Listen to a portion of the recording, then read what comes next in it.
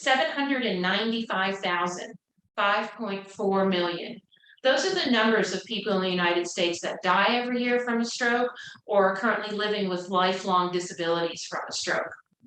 The purpose of my speech today is going to educate my audience on what a stroke is, the signs and symptoms of a stroke, and what early interventions are required if you suspect a stroke.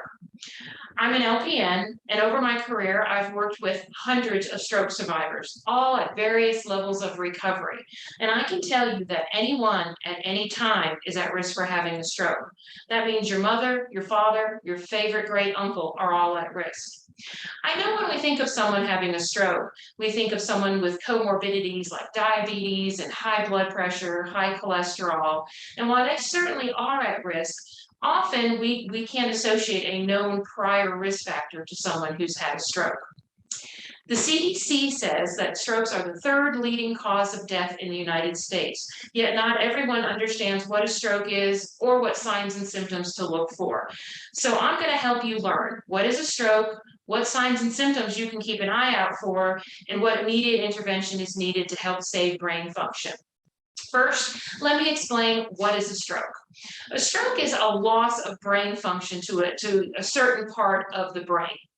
There are two main types of stroke. There's an ischemic stroke, which usually comes from a clot and accounts for 85% of most strokes in the United States. The second kind of stroke is a hemorrhagic stroke, and this one is from a burst blood vessel, most commonly thought of when you think of an aneurysm.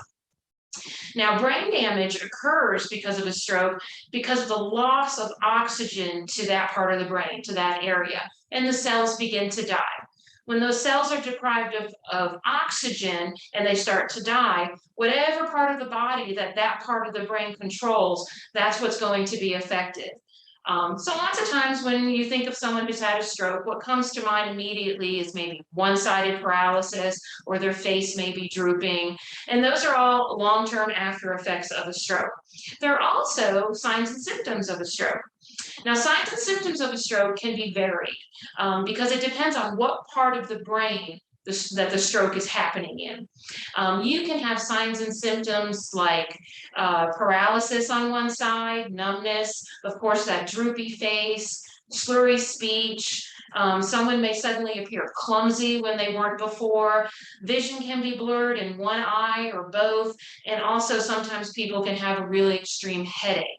Now, with that being said, often the loss of neurological function has no pain. It'll be completely painless.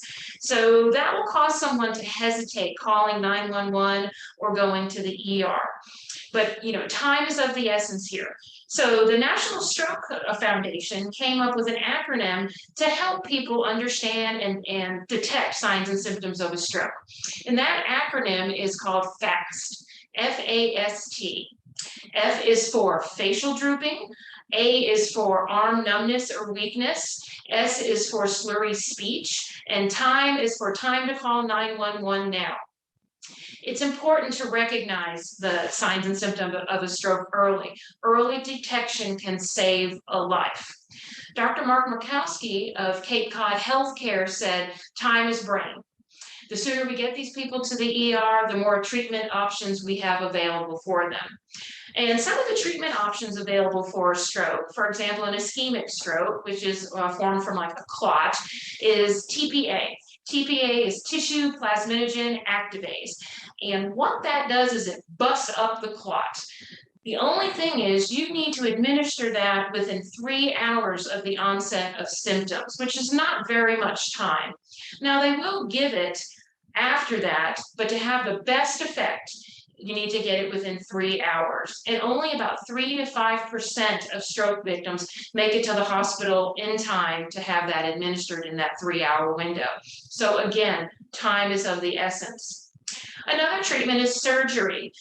You can go in and manually retrieve the clot or bits of the clot that are left behind after TPA use, or in the event of a burst vessel, surgeons can go in and put clips on that vessel, thereby restoring oxygen flow to that area of the brain.